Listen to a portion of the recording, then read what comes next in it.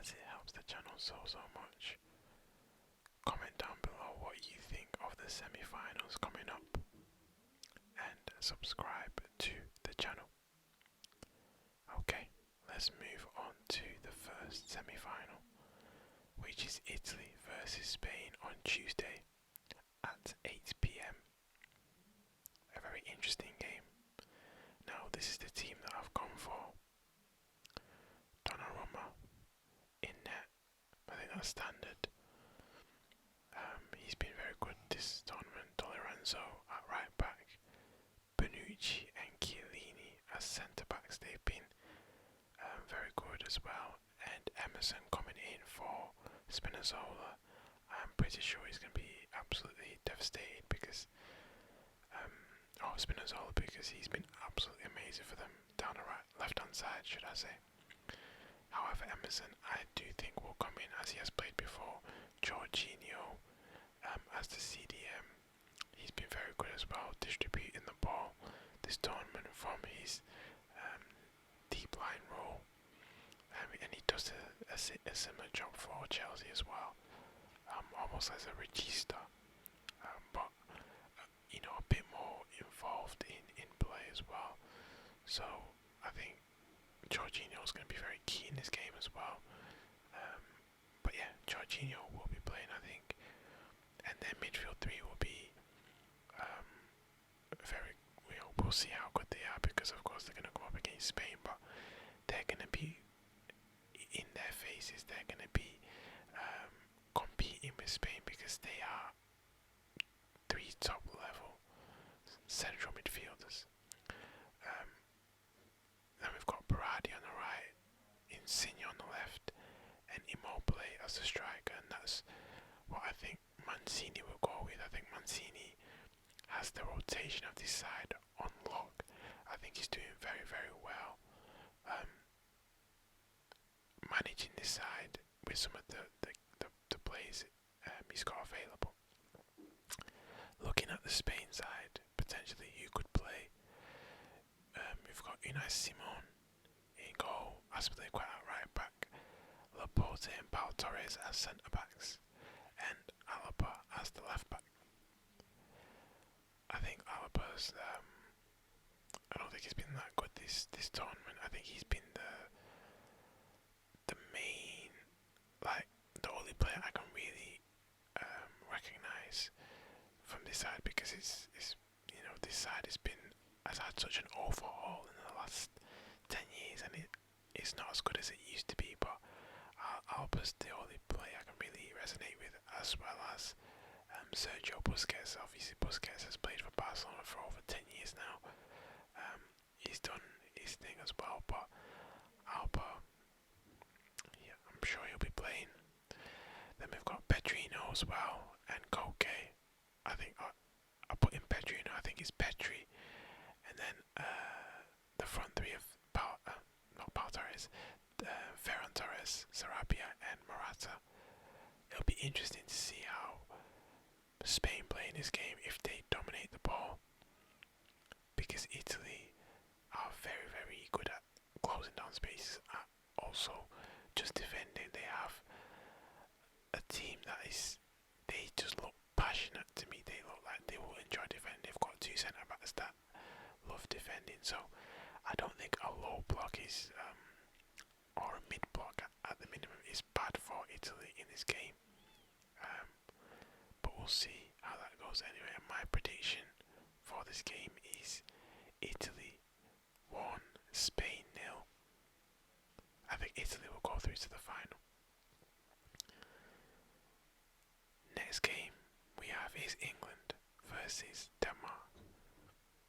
Now,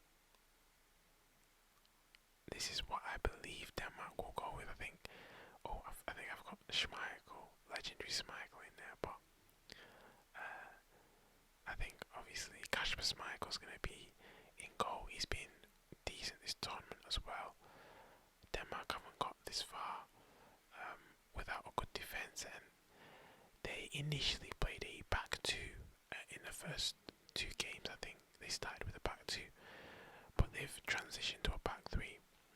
They've done a lot better better as a result. Um, Sometimes a back three with this formation feels like cheating because you still get your width and you still get solidity at the back with the three centre backs, and almost three strikers up top. You can sometimes switch it to a two, but it's a good formation to have, especially when you don't have limited time with the plays. But anyway, Vestergaard, I think he will start. I've just changed my echo by the way, but Christensen I think will start as well. Vestergaard and Kiar, I think is how you pronounce it. Right wing back of, I think it's going to be Larson in my opinion, and Delaney and Højbjerg in midfield as was in the last game as well. I think I was very impressed with Delaney in the previous game because he seemed to.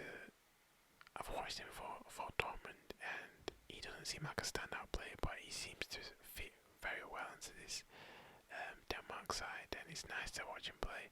Of course, he's got Højbjerg next to him, and Højbjerg's not a bad player himself, to be fair. The front three, Damsgaard, Braithwaite, Dolberg, and also Mæhle as a left wing back. If I forgot to add, but I think that Denmark side looks good. I don't think they'll change shape, but they could potentially move plays around. They could potentially spring a surprise on England and maybe go for a 4-3-3 or revert back to a 4 at the back, but I don't think they'll do that. I think the 5 at the back with wing backs has been working for them, and that's, I think, what they'll stick with going forward. I think if we move on to the England setup now, England, I have predicted them to go with a 3 at the back with wing backs, so essentially a 5 at the back. I'm gonna be honest, when I look at that side, the creativity is definitely gonna have to come from that left hand side again. I think Trippier going forward isn't the best. He's okay, but he isn't the best. He's not a player I'd rely on going forward per se. So I think a lot of the creativity has to come from the left anyway.